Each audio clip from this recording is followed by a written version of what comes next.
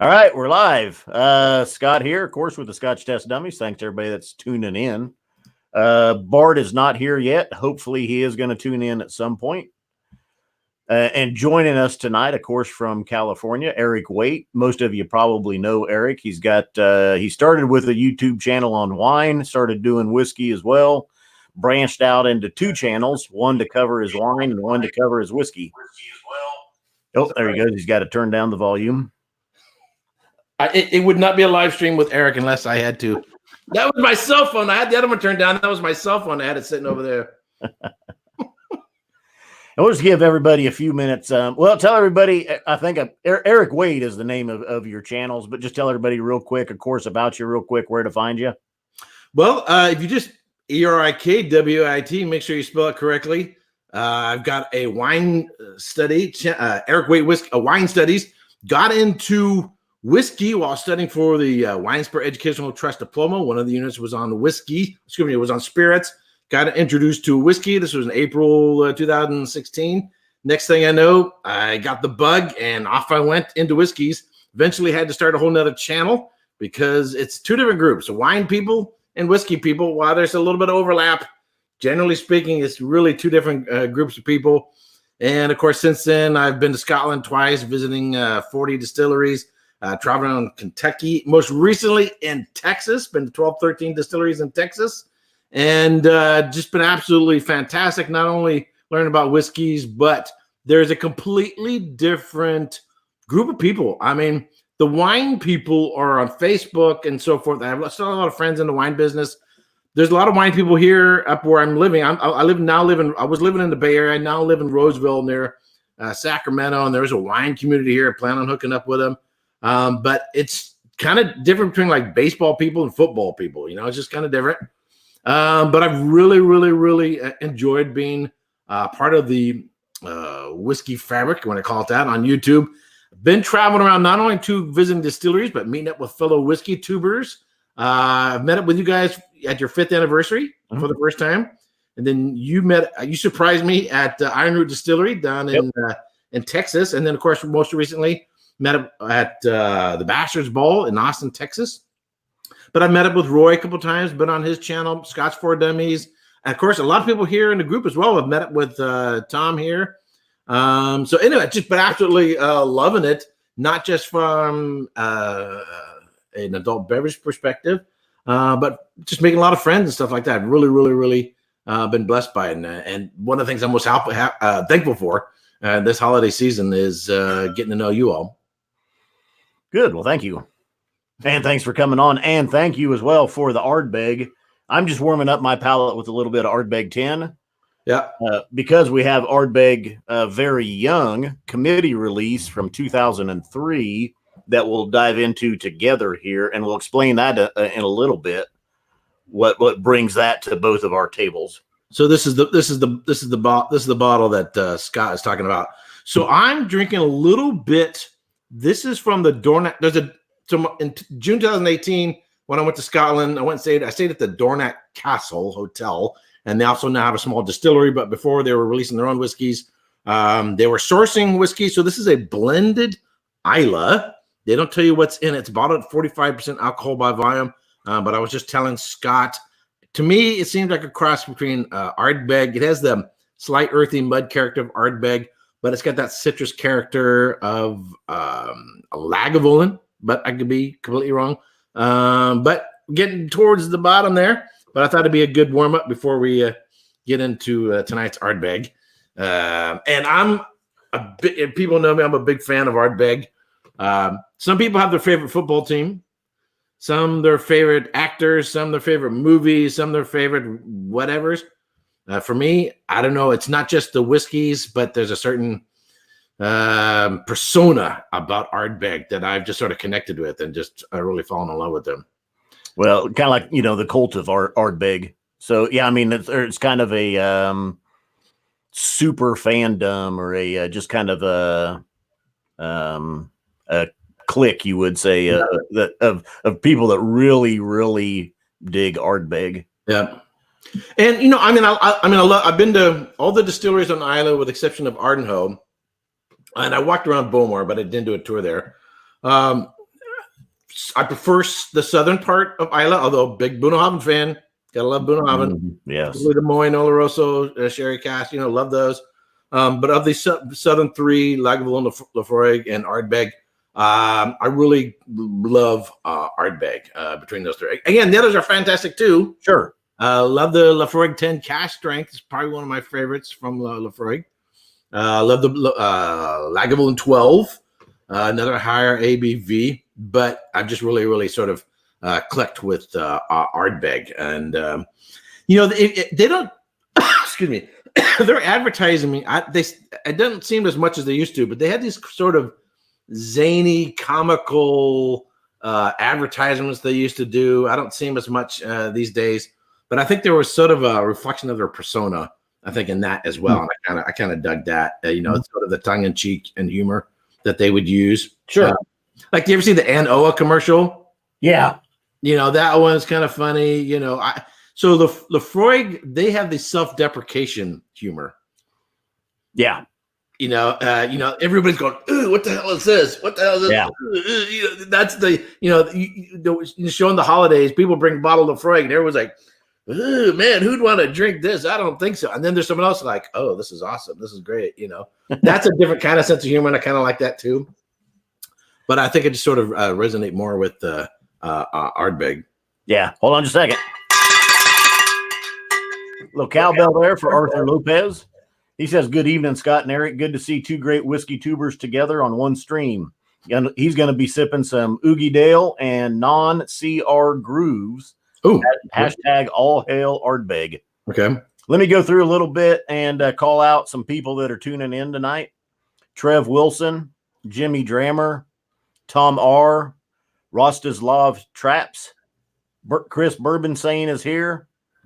Mash and Drum, Erik Wait. Erik Wait's tuning in and commenting. Chris Beaton, Fight for Sound. Scrolling. Most Chun. Do what, Eric? Said Most Chun is in there in the house. Yeah. Malt Minion, Chad Adams, Bird Dog, William Davilar, Michael Forbes. Whiskey Dong. I like that one. Whiskey Dong. Whiskey Dong. Yeah. Bart met Whiskey Dong in Denver. Denver at Stranahan's.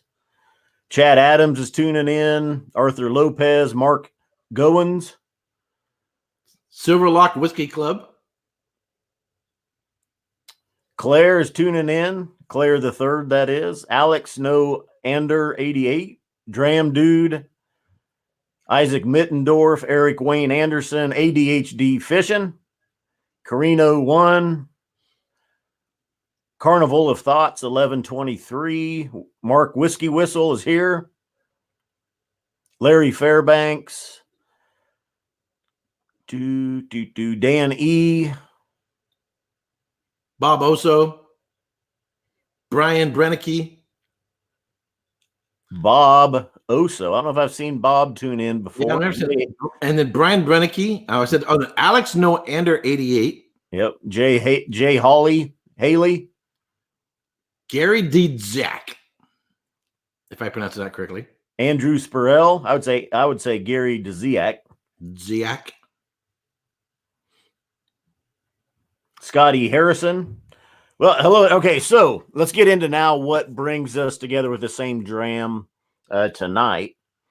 Back in January, a co-worker of Bart and I's, a detective with the Wichita Police Department, was diagnosed with pancreatic cancer and stage 4, not a good diagnosis. He was literally given 2 to 3 months to live. In February, Bart and I did a fundraiser on Scotch Test Dummies, and we had some things we auctioned off to raise money. Some items were donated. One was this bottle. And let me zoom in on Eric here. There you go. And this was put up by Ardbaggy, and you see him tune in a lot in Scotland. And Andy is his name, donated this bottle for sale, with all the proceeds going to Matt Young, was our friend's name, for the fundraiser. And this is a 2003 committee release bottle. Along with, you mentioned the trip when I came down to Iron Root to see you. Right. You had bid on and won that kind of distillery tour as well. Right. Part of that was you also got, was it 2 bottles of your own selection from the casks in the warehouse? Right. So, and I got a couple T-shirts from Chad and Sarah at it's Bourbon Night. Mm-hmm. So I got these 2 bottles. So one, I'm a big Ardbeg. So I was already going to donate. Before there was a mention of an auction. So the auction was just a bonus. I mean, icing on the cake. So whether or not there was going to, be an auction, I already had a certain set in my head that I wanted to donate. And then when these items came up, I started, hey, kill 2 birds with 1 stone. So I'm a big Ardbeg fan, so got to have that one. I was already planning on going to Texas. It was already on my agenda. It was like about a month later or so, if I recall correctly. Give or take. So the fact that they were the licorice family at Ironwood Distillery was putting up a sort of a VIP tour, I mean, that totally fit in, and had a fantastic time hanging out with them. And I got these are the Harbinger. This is the BBC Bloody Butcher Corn. The other one is the MMC, which is Magic Mana Corn, which is a little sweeter, more honey character to it. And these are cask strength, straight from the cask. And we had a barbecue too. We had some barbecue food that we had together. Mm-hmm. And the biggest surprise out of all that was, so we had been tasting. Well, first I did a video with the Licorice Brothers. I did a recording with them and talked about the various corns and so forth. And then we went and did a walk around the stills. Then we went to the back to where the barrels are at, and we're doing tasting back there. And I was like, "Hey, time to eat, the barbecue dinner." So I'm like, I'm kind of looking up, and all of a sudden, Scott. Yeah, I had no idea you'd be coming down. So that was just a huge surprise there, and a real blessing. So I was really happy about that. And then. And I was in Dallas that weekend, so I knew you were going to be up there. And with the auction, you had bid on it. Again, those proceeds going to Matt as well. Everything that we brought in that day was donated. And I think it was, if I remember right at $8,000 as well. I think we brought in 7,600, 7,700. We rounded it up, make it an even $8,000. Right. But this anyway. So the bottle of the Ardbeg. So anyway, Matt was supposed to have 2 to 3 months to live. He actually extended it a ways. He ended up passing in October, first part of October. Right. Just before we went to the Bastards Ball. Just before the Bastards Ball. So yeah, at the Bastards Ball, you had brought this bottle with you, right, to let people, sample and try down there. You didn't realize, and I probably hadn't told you, or you didn't see that Matt had passed prior to that. Right. So once you got home, though, then you sent, you still had some of the bottle left, and you sent Bart and I both samples from that bottle. Right. Like 5 ounce samples. Not quite that big, 2 ounce. The 2 ounce. Okay. 2 ounce. Yeah. And if you have both of them with you, if Bart doesn't show up, I guess you get to drink them both. No, I even took him to Bart and gave it to him. And I was there today. We did some filming. Okay. And I even showed him where it was at and told him. He knew this was going. So I don't know. Okay. His wife probably has him busy. So one of the things, a lot of people say, but you hear Roy say it, it's not really whiskey until it's shared. So I really didn't want to just take this home, do a review, do a video, and that. I was going to save it, and I didn't know when. I really wanted to share this with you and I almost said you and Scott. Yeah. You and Bart. But then the Bastards Ball came up, and I said, perfect opportunity to not only share it with you guys, but then anybody else who wants to try it there. Is it Christina, who's a big Ardbeg fan? Oh, yeah. So I wanted her to try it, let her try something that's kind of a rare, coming from Ardbeg. She's big on sort of the Ardbeg cult. They got the whole costume things going on there. So we did an uncorking live down there. And it just so happened, if we drank it all there at the event, that's fine. It was there to share. But it turned out when I got it home, I had maybe, I don't know, about that much or so left. So I thought, okay, there's a difference between, everybody's heard me say this multiple times, you can't judge a whiskey by neck pour.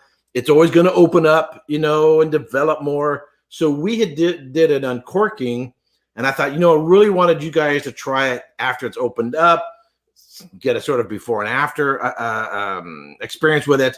And then I've actually recorded my review of this, and in that video, I put a link to the organization for which you can donate funds to help support Matt's family to continue to contribute.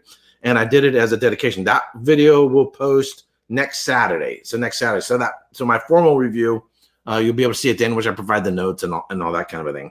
Mm-hmm. So,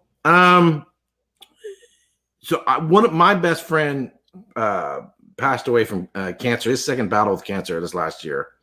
His name was Christopher Lloyd, no relation to the actor and director. And that was a huge hit to me. There's actually a video of he and I together on my wine channel. My 50th birthday, we did a Chateau Lafite Rothschild. It was a very expensive wine.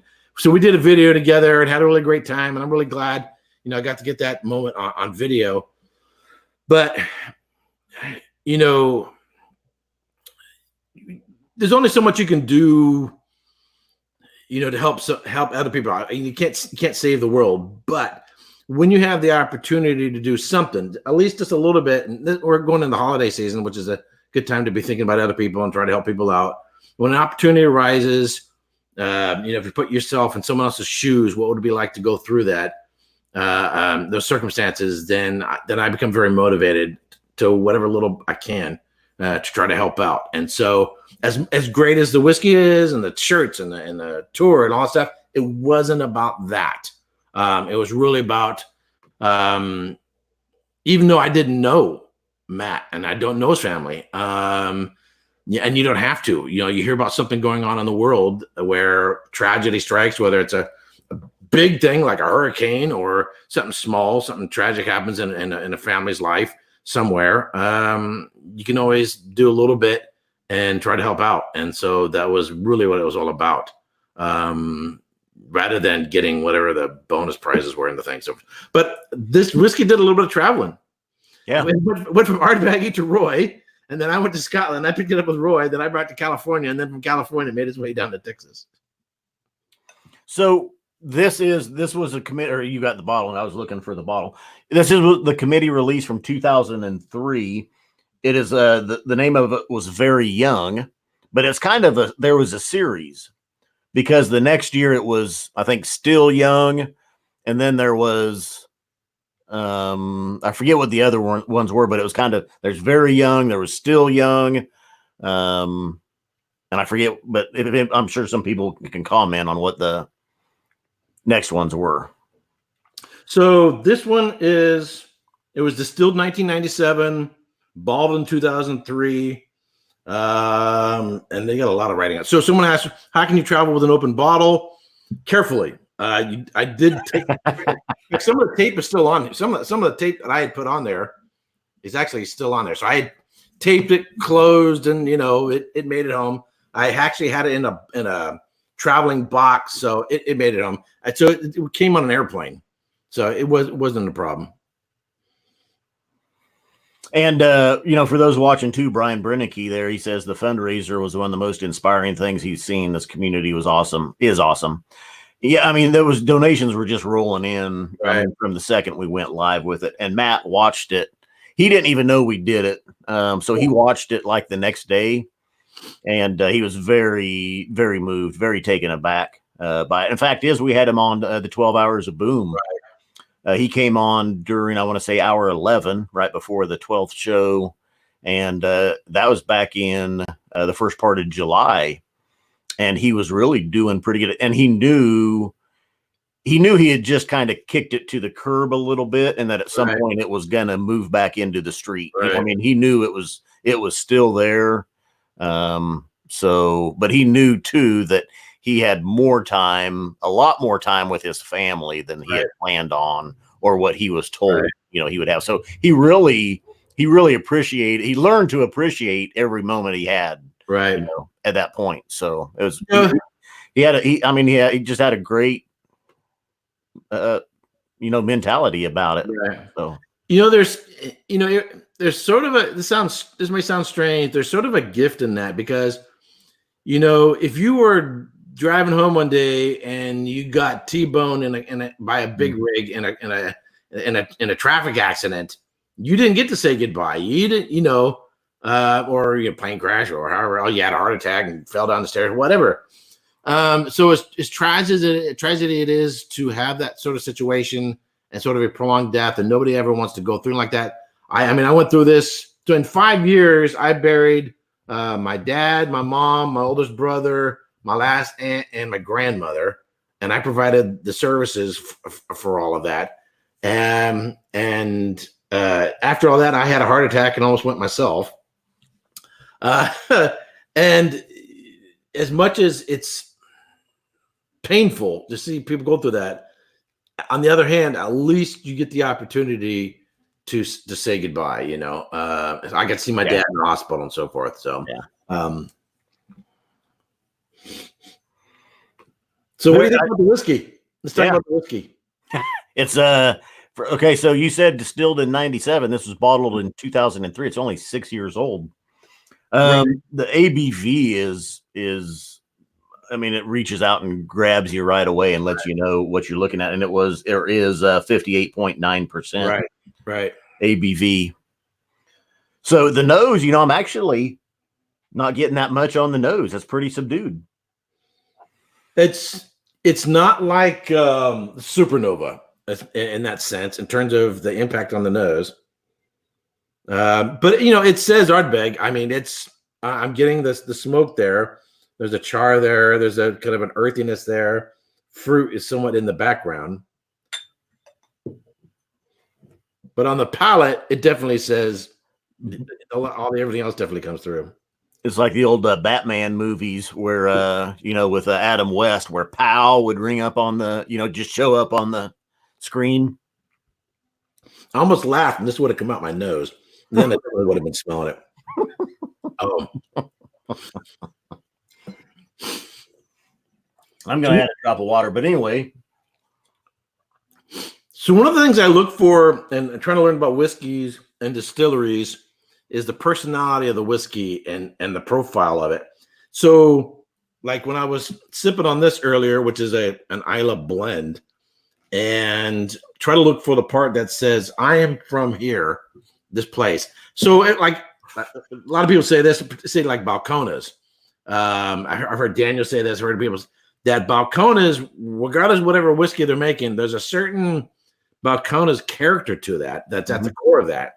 And I'm wondering if it has to do with the stills itself, whether something about the reflux, the shape and angles, that whatever they put through there is going to have that particular character. Of course, Jared Hempstead has his impact as well, and the choices he makes, and the blending and so forth. But I'm wondering if there's something distinctive about the stills that one element is being maintained in whatever they produce. And perhaps there's something, and again, I don't know. It's hard, there's 1,000 little things that that lead up to the character of a whiskey. Yeah, there's something about Ardbeg as well that I'm picking up here, but I also pick up in the others. But this is much more earthier and ashier than a lot of the other ones. Whiskey Obsessed says that all this talk of living life in the now, he's going to get a WLW to open the William LaRue Weller. Okay. Yeah, that's what one thing people point out is, you hoard your whiskey or you get your good bottles and you never open them, and you get killed tomorrow in a car crash. You never got to drink that good whiskey. Yeah. So drink it all tonight. Hey, real quick though, cheers to you, Eric, for this opportunity and providing the sample as well, and also just for your support and basically the donations that you made to Matt Young and his family. So cheers to you. And I thank you guys for your friendship. That's more over anything else. That's what I think is more important. And one of my favorite movies, thinking about this, my favorite Christmas movie and I'm gonna Christmas Eve. I'm planning on doing a live stream, but what using this title is my favorite movie. In fact, it's almost my favorite movie of all time. Is It's a Wonderful Life? You know, a classic. Don't watch the colorized version. That's heresy. Watch black and white as it was meant to be. Don't watch the colorized version of that nonsense. Next thing, put on 3D goggles or some other stupid stuff. It's my favorite movie, and I watch it every year. I will be watching it the Sunday before Christmas. My brother and I are going to get together. I was talking about before we went live. We'll get together. I was just decorating the house for Christmas. We'll have dinner. We'll have some wine. Maybe we'll have some whiskeys. We're going to watch the movie because there's a solid message there that man, my brain just went blank on the guy's name. God, I watch it every year, and I can't remember the guy's name. It'll come to me when I think about it. Anyway, his big goal is he wants to go on an adventure, and he wants to travel, and he has this vision to become an architect and build and get out of the little town. This is his vision. This is his dream. And yet there's all these things that James Stewart is the actor, Gregor. There's all these things that keep holding him up from fulfilling this dream. And so George Bailey, yes. I can't believe I forgot that. There's all these things he wants to do, and he has all these regrets. Even on his honeymoon, if people haven't seen the movie, you got to see the movie. And somebody did a remake of that movie. I refuse to ever watch a remake of a movie. It's a classic. Don't screw with a classic.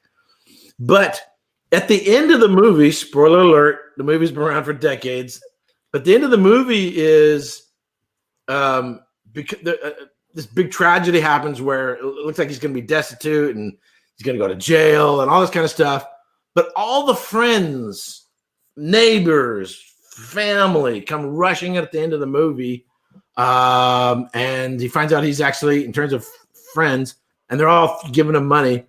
He's the richest man in the world, and it's not because they're giving him money, but because his friends are really, really there.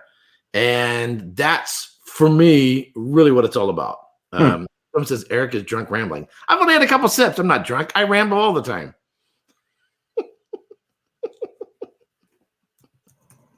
I'm a rambling man.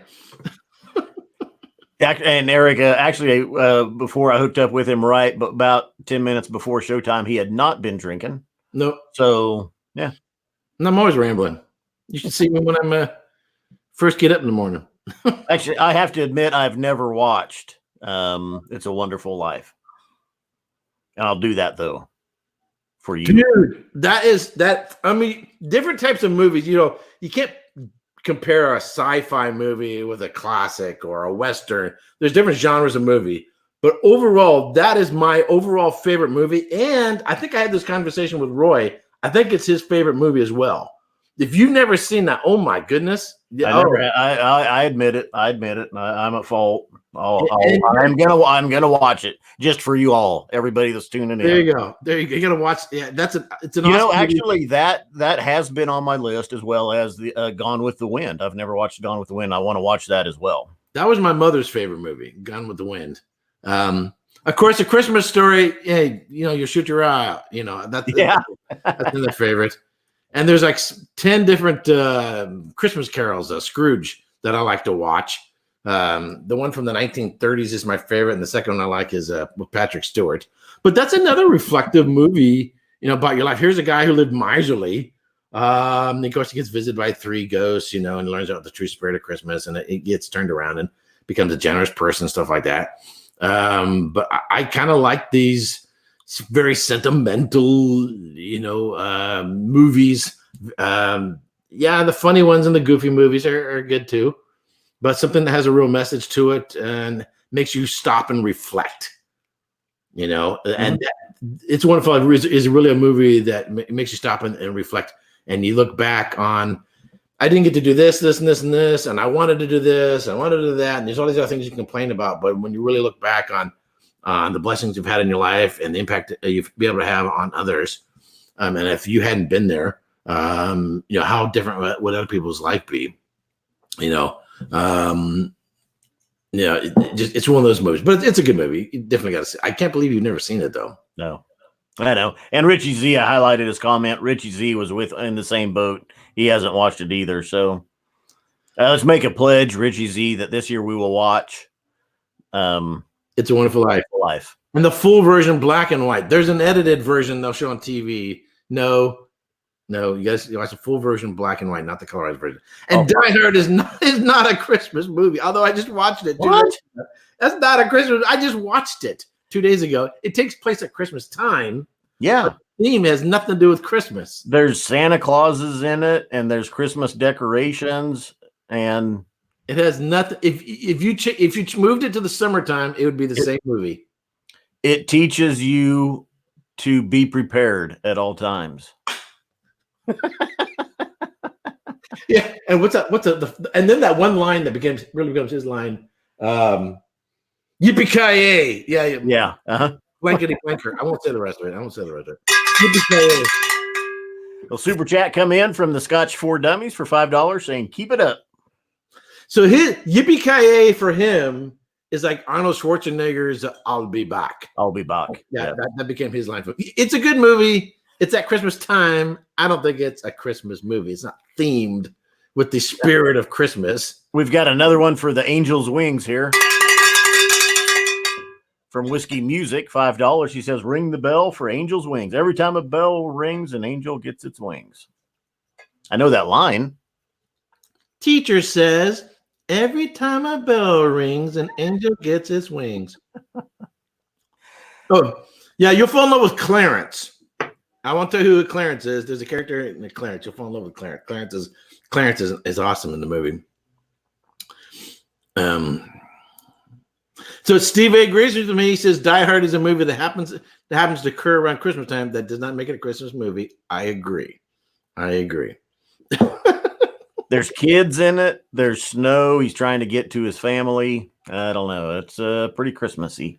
I like this. Arthur Lopez says Die Hard is as Christmas as it gets. Overly commercialized, flashy, with all the decorations of classic American violence. That's right. Good explosions and gunfire does not eliminate it from consideration. Richie Z is pledged with me to watch It's a Wonderful Life. There you go. So should be Christmas Eve. I've already made the thumbnail for the live stream. I'm gonna do a live stream Christmas Eve. Might be an all-nighter, might be a long one. I don't know. We'll see how it goes. But it's a wonderful whiskey life. And I made the thumbnail with George Bailey and his wife and the kids in it and all that kind of stuff. So how do you think this? I mean, if you were to let's get back to whiskey, right? If you were to take Ardbeg's and sort of line up and how well you know the lineup, where would you kind of put this? Forget how much that's a hard to find whiskey that expands and all that. Just the quality of the whiskey. Where would you put this in comparison to, say, the other Ardbegs? Well, okay, and that's what I was going to say, and not to knock it, but it's not that special. It's right. Not that. I mean, it's 6 years old. It feels like it's ex-bourbon cask. I'm only getting citruses and vanillas with the peat. I mean, it's got that Ardbeg character to it. It's cask strength. It is very good. It's very delicious. None of that sherry influence that I like, from the Dark Cove or the Ardbeg. And this year's Supernova I haven't got to try yet, so okay. The 19 Trey Van just showed up here within the last month, so I'm kind of hoping that maybe the Supernova does here sometime as well. I mean, but it's it's a cast strength Ardbeg. It's very good. There's nothing that really makes it stand out though to me where I think in a blind lineup where it's not gonna move past Dark Cove or right. the Ardbeg. There was another one that did real well in that blind lineup that Bart and I did. The Corey? Well, that one always does too, just for one of the baseline Ardbegs that's cask strength. So I get a little I do get a nice minty character, after I swallow and you wait, what lingers instead of that chocolate and like a York's peppermint patty. But yeah, it doesn't have. Of course, this is like when Ardbeg was just sort of coming back to life because they had been closed at some point in the 1980s, if I recall correctly. and so they were just sort of coming back to life. But it's very, very, very, very, very good. If you go on auction to look for to buy one, $600 to $800 US. Yeah, depending if you can get one. Quality price ratio, no. So this year's Supernova, I really like it. But Jason, Mash and Drum, and I both said the same thing. There's something weird that goes on in the back of the throat that I kind of I kind of not real big on. But the Ultimate Dram, and I'm almost willing to put it up against the Dark Cove, is a 50% Supernova, 50% Corey Vrecken. really. Yeah, you blend those two, and it's funny. So we were doing a live stream, and Jason was on, and I think it was during the Cult of Ardbeg thing. He came on, if I recall correctly. I have to say that a lot now as I get older and I start forgetting stuff, But he just kind of off the fly just did a blend of the two, and then I tried. I was like, wow. And then off camera, I did a 50-50 blend, and I'm like, wow, that's like the ultimate. I think I even like that more than I do Dark Cove. So if you have a bottle of the Corey, if you can get the Supernova, I think what the Corey does is get that charcoal in the back of the throat thing. It gets rid of that. And it actually, the spice character from the Corey is still there. And it actually makes it just a little bit more savory. And I just really, really love it. I've been thinking about if I can spend the money, buy a couple bottles and just make a blend between two bottles and then put those in sample bottles and then make those available to subscribers. And, I'm thinking about doing it with coin, but it's just a thought about it. But yeah, so if you get a bottle, try it with the 50-50 Corey, and I just absolutely love it. Well, I got a couple cowbells to do. For Kilco $2 super chat. He says, I wish I had $1 million. Hot dog. I'll tell you, if you don't listen to the Bare Naked Ladies, that's a musical group. You can Google it. Well, there might be some other stuff that pops up, but 2003, 2001, 2003, they did a song called If I Had $1 Million, and it's a great tune. Well, that's actually a line out of It's a Wonderful Life. Oh, is it? Yeah, that's a line out of I Wish I Had $1 Million. I don't know if I'm do a spoiler or not. It comes up twice. Okay. Yeah, don't spoil it. Yeah, I won't spoil it. That line comes up twice. So that's good. That's a good one. And then James Chin donated $5 Canadian. Cheers to everyone here and those that we've lost but not forgotten. Thank you, gents. Merry Christmas. Mm-hmm. Cheers to you, James. Cheers. Since Bart isn't here, you know what we need to do? Test it!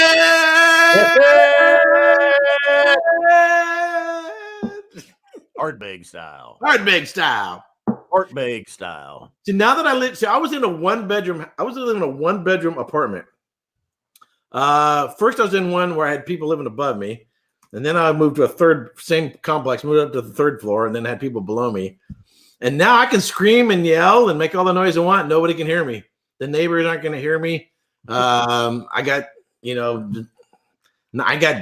a few thousand feet square space around me. And then there's the backyard and the side yards, and I can scream and yell all I want, and nobody's going to know. But if my brother moves in with me this next year, he'll have to learn how to deal with all the noise. Two things real quick. Mark Brown said he Googled Bare Naked Ladies. You can do it. And he found them. He also found some hot dogs though too. There you go. And referencing our test it, Steve A says still massively less annoying.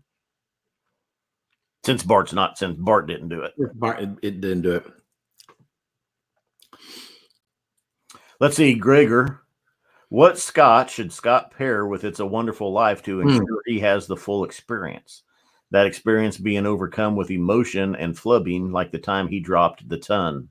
Ooh. Yes, the ton 1509. Out on the driveway. Is that when you're getting out of the car and you dropped it on the driveway? Yep. Yeah. Right after I bought it. Yeah. Yeah. And then you auctioned off the broken bottle. Yeah. I did do that. That's right. So Richie's I'm settled in. I'm about 90% unpacked. I should be done by next weekend. And in fact, just before we went live, I was putting up Christmas decorations and stuff like that. So what would I recommend? Actually, I would recommend either a martini, and those who've seen the movie will know why, or a spiced rum punch. Dirty martini count? Yeah, I don't know. He just said. I just remember there's a bar called Martini's. I won't say more than that. A spiced rum punch. But if I was drinking something while watching that, I probably would actually drink a bourbon. I would probably have a real nice bourbon, or it's that time of the year. I don't have any eggnog. I haven't had an eggnog yet. So I might have some eggnog and a little bit of rum, and with a little bit of cinnamon. Or nutmeg in your eggnog. It's that time of the year. Something Christmassy. That's what I would drink. If I went whiskey, I think I would stick probably with a Scotch, probably just something ex-bourbon cask. I'm thinking maybe just like a Glenlivet, maybe even just Glenfiddich, something that. At that time they weren't necessarily doing single malts. Single malts really at that time weren't that big, and I don't know that sherry finishing or even heavily peated whiskeys were that big at that time either. So the time era of the movie is Second World War. And I'm not gonna say any more than that, but that's the time. That's the time period for the movie. Actually, kind of leading up into the Second World War. It kind of goes over George's. From childhood all the way up to that point in his life, but yeah, whatever you're drinking, it's gonna be good. It's a very, very, very good movie.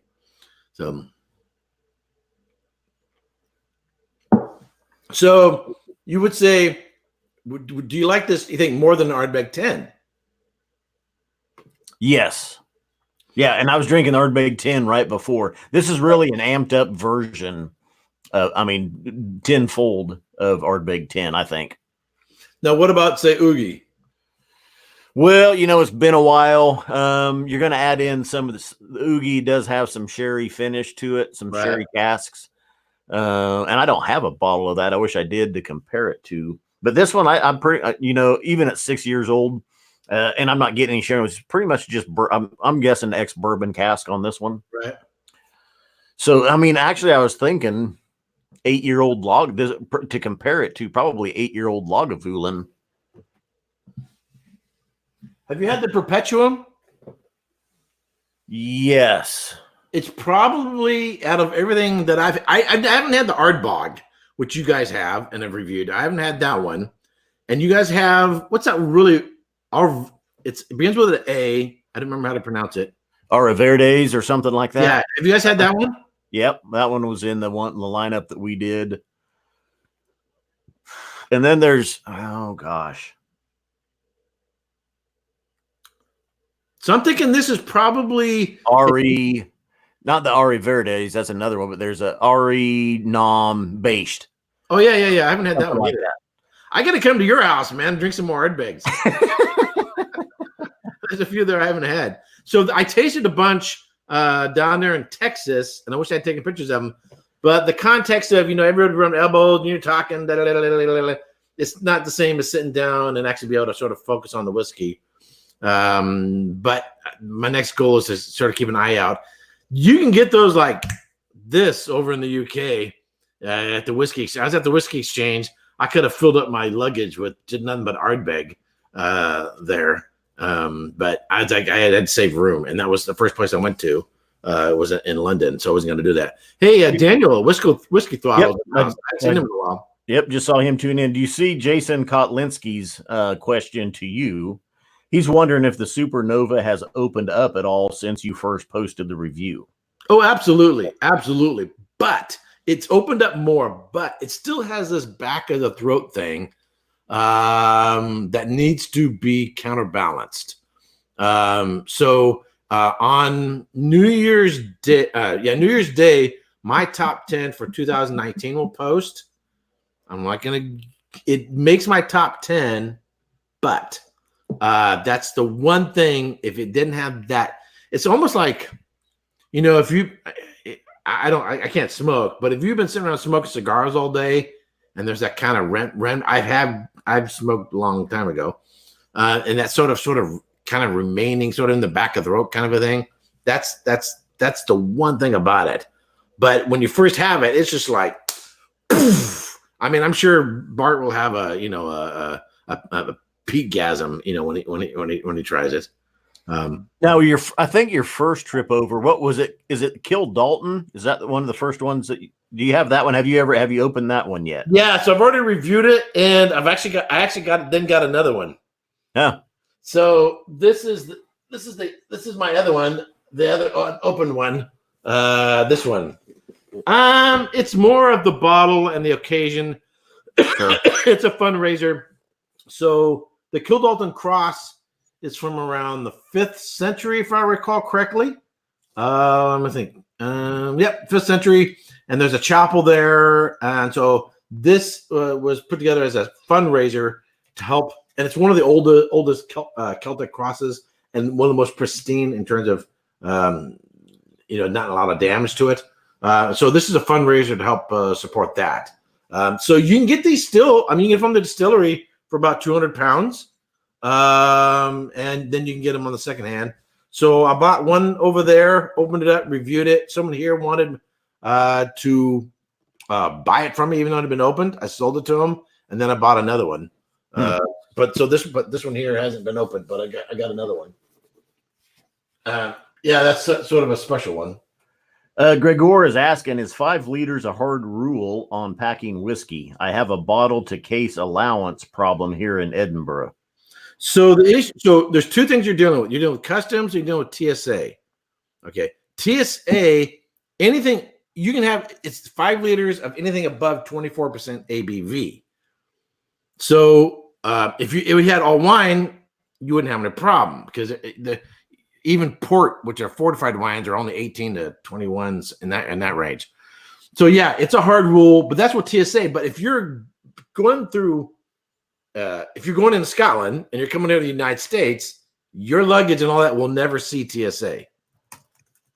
And as far as I know, everybody over there in Scotland, they ain't paying attention. This is a weird TSA rule. So by the time you fly over to the United States and by the time you get home, you've bypassed TSA on that issue, because it's the UK system for dealing with that. Then you only have to deal with customs. And as long as you declare it, the United States Customs doesn't seem to really have much of an issue with it. And you can actually get an app. You can actually get a GoPass app or something like that, and declare it before you even leave the plane. So that's the way we took it, basically, if you're in Edinburgh or you're in Glasgow or you're at a distillery and you buy whiskey, you've paid taxes on it there in that country on that product. One of the main things they're concerned about is with customs is stuff you haven't paid any taxes on. So it's more stuff that you've bought at duty-free shops. And then also one of the questions asked, was there anything that's like $5,000 or $8,500 or something like that? So as long as your dollar total is the way Bart and I took it, and what we kind of came away with was it's stuff you had that you got duty free. And if it's over whatever that amount of dollars was, that's kind of when you have to start declaring stuff. And then all they're going to do is make you pay taxes on it. Oh, Master Drum just dropped a fiver. I was gonna sound like that didn't confuse me. I was like, somebody's ringing a cowbell. So I never worked for customs, but I worked with customs for 4 years. I was working with for the DEA, and so you're all kind of in the same neighborhood, and you talk and blah blah blah blah blah blah. You talk politics and sports and whatever else while you're down there. And so my understanding, and if you just look at what is the mission of customs, customs is to keep illegal things from coming in, but also protect the economic interest of the United States. And so they don't want you subverting, either bringing in fake watches, fake stuff like that, and come over, sell it over here. And they don't want you subverting the tariffs or whatever, or taxes that would normally be paid. But if you're flying you cannot make a business out of buying these bottles of whiskey and flying back and forth between Scotland. You'd go broke because you'd be spending much more on flying than you would on whiskey. Therefore, they're not concerned about you bringing back some souvenir bottles because you can't turn it into a business. It's just not a good business model. Unless you're an airline pilot in which you be bringing back stuff for free all the time, I guess. It'll work. So the main thing is, hey, I brought back 18 bottles. I think 18 or 20 bottles this last trip. But here's the thing, in terms of the 5 liters, this makes no freaking sense. But remember, this is the federal government. A lot of stuff doesn't make sense. I had this issue. So I bought all these bottles in Texas. I was bringing it back. I had 13 bottles or something like that. I had them all in one big suitcase, just like I was coming back from Scotland. And they said, you can't do that. You can't have more than 5 liters. And so I was going to lose all these bottles. I was like, So I'm like, well, can somebody else carry them for me? And they go, yes. Okay, this makes no sense. So can I just put other ones in other luggage and carry those? Yes. So I can carry as many as you want. You just have to split it up among different bags. So you can, from the air, this makes no sense. So from the airline, they actually you could buy bags, $20 or whatever. So I took some of my dirty laundry, I spread it out in my 3 different bags, and I just not broke up the bottles, but split them up in different bags, and I got them all home. Just coming home in different bags. And that makes no sense whatsoever. So even flying domestically from Texas to California, they hit you up with that rule. Yes. Yep. Huh. Yep. And I'm like, first of all, don't ever argue with someone with TSA. They have a badge. They follow not logic. Sure. Not they literally break out a binder and go to such and such code 1.4-23. Yeah. This is what it says. And they have no ability to make any judgment calls or use common sense. So just forget that. Dealing with rules and regulations and federal codes, that's what I do for a living. And there's no consistency among any department or any agency. So get used to it. Yep. And don't argue because you just piss them off and then they want to, I have a badge, you do not. Therefore, okay, whatever, dude. So just go, oh, yes, and just be super polite, always be playful, always be respectful. They helped me out they were helping me move my laundry into different bags. They didn't touch my underwear. Into the different bags and and they were cool about it. They just, hey, we don't have any choice. We got to go by the book. Got to go by what the binder says. And so I made it on the plane. We got on the plane. Everything went just fine. I just had to pay for extra baggage, and I had to buy a couple bags. But whatever, you got it home. So that's how it works. That's how it works. Gregor wants to know: is it okay to half a bottle in my jail wallet? Then you might be a little uncomfortable when you're sitting on the plane, but you can do it. And don't ask me to share that whiskey with you. Yeah. I noticed this bottle smelled a little funny too, Eric. No, it had been nowhere near my arse. So, but it just, I don't go off talking about laws. The state laws versus federal laws, there's all kinds of conflicts there. And then jurisdictions and all that kind of stuff, but whatever. Just learn to live with it and deal with it. So what I'm wondering now is, now that Brexit has gone through, is the tariff only applied to the EU and not the UK if Brexit goes through and they're separate from the EU? I don't know. That's what I'm wondering about. I don't know. I did ask. I got a little clarification. Our liquor store that we frequent quite a bit, I talked to them this weekend because some of the tariffs are starting to hit. And it's not from what we're going to see in Kansas anyway, or at least our area. We won't see the 25% on the shelf. Okay. And what the price that I saw, or he quoted to me, is that he looked up Balvenie 12-year double wood, and it's going up $5 a bottle. Okay, which is not 25%. No. Right.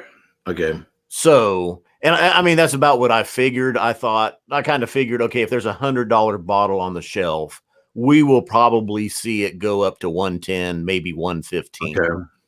And I think that's going to be the case, at least in Kansas. Right. So, but I'm wondering if after Brexit goes through it and they're not part of the EU, I don't know. That's the next thing I'm curious about.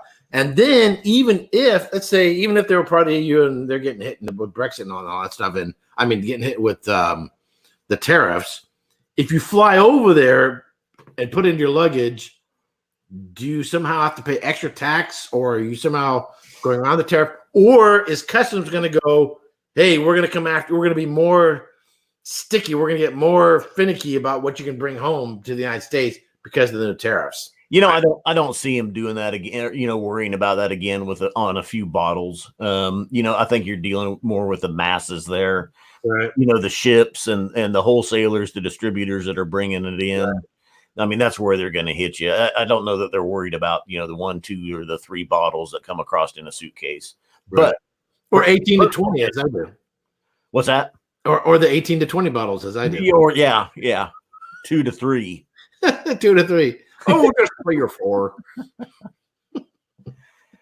Emily Chambers is trying to tune in if her internet was cooperating, she said. So I haven't seen Emily tune in before. Thanks for tuning in. Cheers. So 2020 is a super busy year for me. I like on my calendar, I already filled it out in terms of what I'm planning on doing for whiskeys. But with the new place to live and work and everything that's going on, I would like to go down to Texas again this next year, but I don't think I'm going to make it to Ireland or back to Scotland this year. So I'm already thinking ahead to 2021 and make a trip. I'd like to go to Ireland. But also go to the northwestern corner Isles area of Scotland, places that I haven't seen, and then get back to Islay as well. So I know you were asked in your last live stream if you guys were planning on going back to Scotland, or Roy asked you, but you didn't see it necessarily on the calendar for the next year. Yeah, I mean, we don't have anything in the books right now, so on our end, it's still a matter of time and money. So Mark Brown says, filling deeper. That's Captain 3D. Brought back even more. Yeah, man, they're unbagging or whatever. It's like a 3-hour marathon to watch all the bottles. I was like, couldn't believe all the stuff they brought back. I don't know, 40 or 50 bottles or something like that. They brought a ton back. But I think I made me think, maybe I should hire a Sherpa and go with me to Scotland. Just to carry all my whiskeys back, man. They really brought home a load. Did you happen to see that? No, I did not. Yeah, it was like they empty out one of their luggage things, and you're like, oh, that was a good haul. And then they get another one, and you're like, oh wow, that's a good haul. And then they bring out another one, and you're like, oh my goodness. Well, I think we're up. Let's just. This is a good time to wrap it up. I think Eric, about 2 minutes out from an hour. Thanks to everybody that tuned in. I know there's a couple questions that come in right there at the end, but this is a good quitting point for us. Thank you again. Let me pour just a little bit more of that so I have it for a go away toast here. Sorry, Bart didn't make it. Yeah, I don't know what he was doing. He must been busy. That's all I'll say. Tell him you want the bottle back. Yeah, I should have waited to take it over there. Well, I hope he enjoys it. Tell him to send me a text or something. Let me know how he enjoyed it. But just real quick, again, tell everybody where to find you on Twitter, Instagram. Well, if you look right over here, you can see how to spell my name, ERIKWIT, right there, right here. If you type that into YouTube, you'll find 2 channels, one for wine and one for whiskey, and one's for Erik Wait Whiskey Studies, and one's Erik Wait Wine Studies. And if you happen to ever be planning a trip to Scotland, if you join my Facebook group, you go to the file section, I created a map that tells you what distilleries are open and which ones are not. I also have a guide also for touring Scotland for free. You can download it for free off the Facebook group. If you ever plan a trip to Scotland, real helpful guide for planning your trip as well. And that's where I'm at. I've been posting my videos from Scotland. My last one actually posts next Wednesday. That'll be from Tullibardine Distillery And then next Saturday, this bottle, the review for this one. And then I have a video for my entire whiskey collection. And then New Year's Day, 2019. And then from January all through March, I'm going to be doing Texas whiskeys for like 3 months. Wow. Yeah, a lot of Texas whiskeys. And I plan on having a lot of guests. I've already been contacting people down in Texas to get people on. So looking forward to doing that. Good. Nice. Very good. Erik Wait, thank you for joining me again. And thank you for having me on. Of the Ardbeg Very Young. And if I don't see you, talk to you. Have a Merry Christmas and a Happy New Year. Same to you. And so to everybody that's tuning in. Yep. Cheers. Sláinte, dummies.